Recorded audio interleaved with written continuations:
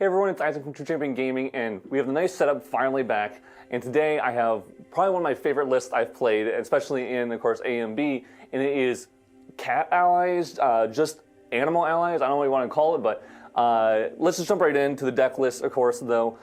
We have Spirit of Wind. So Spirit of Wind, in this set, got a lot of allies, a lot of animal allies specifically. Normally we're playing with that animal beast when we're playing Tamer, but this one we are playing pure animals, no beasts. No, we don't have to deal with that pride or anything like that. So Spirit of Wind is that's why we're on Spirit of Wind instead of any other color.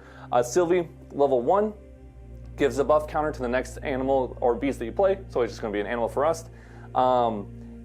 It enters in with that buff counter, so stuff that have 2 health that normally could have been like stifling, trapped off, won't actually die because it'll actually go to 3 health, which is actually very, very relevant.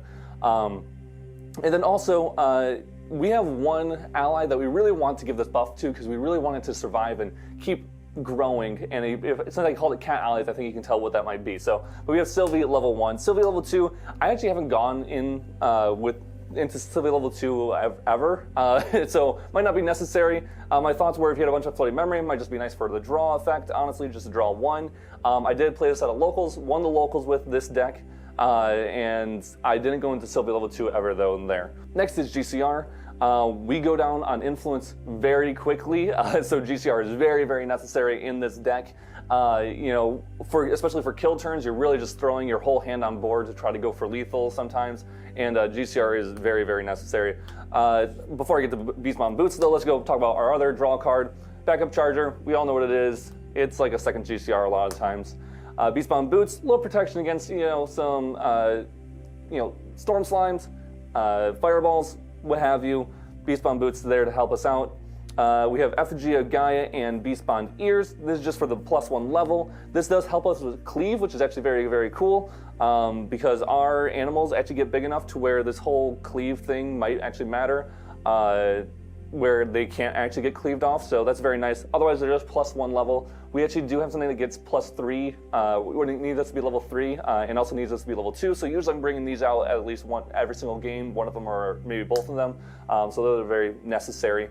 And then we just kind of have some like extra cards, cards I've been testing out just in the new set and all that kind of stuff. So, I mean, Tithe Proclamation, we've seen it. If they're drawing a bunch, bring it out. It draws you 1 card. We're not drawing much in this deck, so that's very nice. Smoke Bombs, pushing through a Taunt or Interceptor, very, very nice.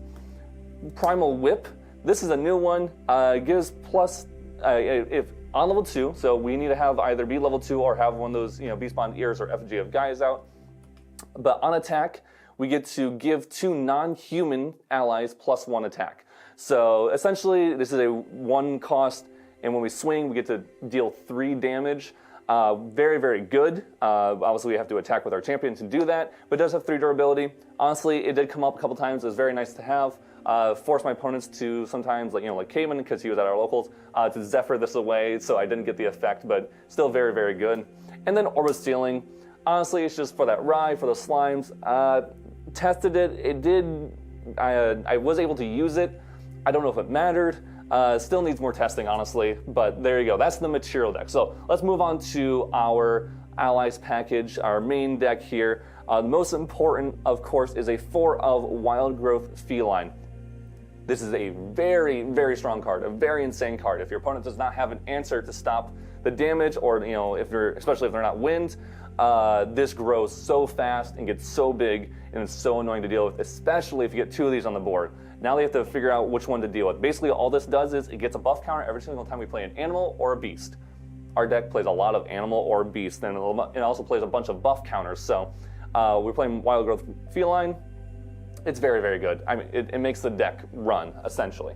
We want to see one of those, or more than one of those is great every single game. Then we play some cards that buff it and other animals and or beasts, but again, I'm just going to call them animals or allies. This one actually just buffs allies and has that level 2 class bonus. So on enter, no class bonus, just level 2. Put a buff counter on another target ally you control, and then level 2 on enter, put a buff counter on another ally you control. So it gets the effect twice, essentially, if it's level 2. We have ways to pick this back up with Reclaim, with a couple other things. So we actually get this value a lot. And nice thing with Wild Growth Feline is that you can go play Risk Windtrotter, give this a buff counter, but because this is getting a buff counter because it entered, and then this on enter gives a buff counter, and then the other on enter gives it a buff counter. So just from this 2-drop, this becomes a 2-drop 4/4 in stats, essentially when you have a wild growth feline on the field. Otherwise, it is just a 2-drop 3/3 in stats, which is insane value in and of itself. So I love this card. It is absolutely broken. On the same lines of that, here's Spirited Falconeer, which is a 2-drop 1/1. Fast activation, on enter, put a buff counter on up to 2 target animal and or beast allies. So this can't buff the same thing, but it can spread out the buff counters. Again, if we have the class bonus, we don't have to have the ears out, so this is also why I play it. We have reclaim effects, other effects to give this back into hand or into memory, whatever it might be, so we can play it again. It's also fast activation. This can act like a little bit of a protection spell in our deck, which is very, very nice as well. I have done that too to save something. But again, we have to be level 1 to do it, so it's also not a animal or beast. So it doesn't always, it's not the best. I definitely would rather see a Brisk Windtrotter, but when we don't have the Effigy of Gaia or the Beastbond ears out, it is still very, very good. And then we're playing our little slime package. This is just to keep our influence up any way we can for Baby Gray Slime. Baby Gray Slime, when you have other slimes, like Baby Green Slime, or perhaps Limitless Slime here.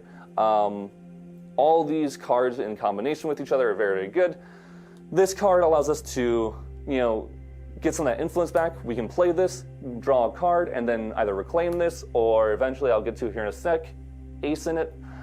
We get to essentially either net even or +1 off of that. We also have Escape the Wreckage, which I'll get to here in a moment. And so all those with Baby Gray, very, very good. It's very, very strong, very, very nice to have. Baby Green, we do play cakes, so we can do, as long as we have a cake on the field, this essentially does the same thing that Baby Gray does, draws us a card, we can put this back in hand, get more effects, and since we are tamer, we can play this at fast speed, we get some of those, stop our opponents from swinging at us, a little protection from maybe like a Jin attack coming in, very, very good. And Limitless Slime. Honestly, it's mainly here for the Baby Gray to get its effect off more easily, but I have gotten this on the field and started swinging with it because I've had level 1, Effigy of Gaia, and Beastbond ears out, and this can start swinging for 3 every single turn, swinging and getting that level 3 class bonus every single turn, and getting a buff counter, and it becomes an annoying threat to deal with, and if they kill it off, you get Floating Memory, maybe go into level 2, maybe whatever, go into the whip, get some extra value. So all these cards are very, very strong together. I love having them in the deck. They felt very, very good.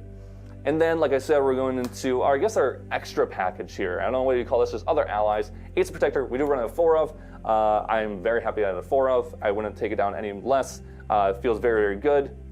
Very strong with all the effects that we get for on enters. We get them back and we get to put a 3/4 body on board. That is just very good value. Then we have a 4 of Trained Hawk. Again, insane. This is probably the second best card you can play when going level 1. So you go level 1, play this, it becomes a 3-drop 3/3 because of our level 1 on enter from Sylvie. And then if we get any other buff counters on this, it becomes a menace and then something they have to deal with because it also restands. So it's very annoying to kill off because it'll kill off anything that attacks into it. So I love getting buff counters on this. It is my second target that I use for Spirited Falconeer or the Windtrotter. Very, very good. And then we have Adorned Stag. Essentially, when we're level 1, this is a 1-drop 1/3. That's insane. Power creep happens in every game. That's definitely some really good power creep in this game. Worst comes to worst, I have played this on turn 1 to play a Asin, I think going second, just to get some, get a decent body on board. So it's cheap there. Not much more to say about it. It's a cheap card that we can play to buff our cat because it eventually costs 1 when we have our cat out. And so we put down 1 card, put down this, get a buff counter on the cat. I have done Sylvie level 1 with this effect as well, just to get some more value because it then becomes a 1-drop 2/3, 2/4, and that's just again an annoying stat line to remove, but not my favorite target to do that. And then of course we have our squirrels. Because we are playing cat, this is actually very, very good, and because we're of course playing Asin, very, very nice to have on turn 1. 3 felt good. Didn't want any more. Sometimes I had 2 in hand, and it's really cool when you have multiple of these in hand and multiple cats on board because you play them, they all get give buff counters to the cats. Very, very nice. You can bump up to 4 if you wanted to, but of course I like to play just a 1 of raccoon. Plus our cats, of course, still. Can be annoying to graveyard. We can put it back in hand multiple ways. Honestly, very, very nice. I love my 1 raccoon or 2 of raccoon in decks. It feels very good against those Merlin or people who are just very lazy with their floating memory. Raccoons is very, very nice. And then we play a 4 of Favorable Winds. We're out of the Animal and Tamer package and Ally package. We're moved on to some of the spells and stuff we have. Favorable Winds, very good. I don't think it needs to be a 4 of. Could be a 3 of, could be even a 2 of. Just not that necessary. I haven't seen sweeps as much, at least at my locals. And so, and our animals and stuff actually get pretty darn big. And so a favorable can matter here and there. And especially if they're trying to kill off board, if it's the Ally v Ally matchup, Favorable Winds is very annoying for that. But I did see it a little too often, so I might cut it down to a 3, put in something else, maybe that 4th squirrel or maybe another raccoon. So, but still very fine. Then we of course play 4 of Reclaim, insane card, best card. We want to reclaim so many things in this deck. It's really, really good with the turn 1 Baby Gray, and then we go past, they try to attack into it, we reclaim it, we essentially +1 by doing that, and then we get to level up. It's again, probably next to the cat, the best card in the deck. And then a 4 of Escape the Wreckage. Essentially, when we can't find our reclaim, we play Escape the Wreckage. It can be protection, just like a reclaim can. It pluses you 1 on the Baby Gray. It can save a target that we want to save. It just costs 3. Honestly, not much more than that. It was very, very good. I wouldn't cut it down anymore either. Invective Instruction, so a new card. I actually did like this at a 2 of. It is a 2 cost. Target ally gets +3 attack until the end of turn. Class bonus and it's Tamer, of course. If you control a non-human ally, which we will, draw a card into your memory. So essentially, this is a 2 cost, deal 3 damage that gets to replace itself for future turns.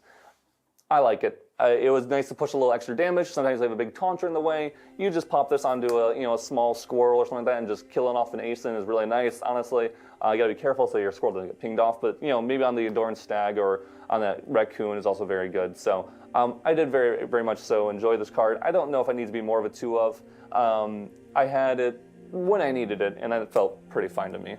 And then a 4 of Cake, like I was talking about.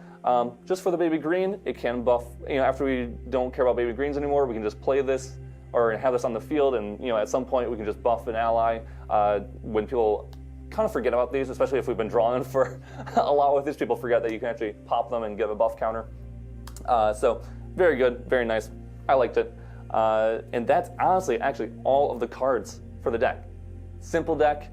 Is just animals, it's bounce effects, it is get value when you can, and go for lethal when you can. Trust me, play with this cat, play this deck, test it out, just do some goldfishing, just play some hands, just with your sitting on a table and just trying out and see how your starting hands are and going to level 1 and all that kind of stuff, and see how big and how fast this stupid thing gets. It is insane. Multiple games, it is either a 5-6, a 7-8, I had it up to a 9-10 and just was swinging for 9 every single turn, and they had to do something about it. It's insane. So I love the deck. It was a ton of fun to play. Take it to your locals, try it out, and let me know how you guys do. I'll see you guys in the next one. Peace.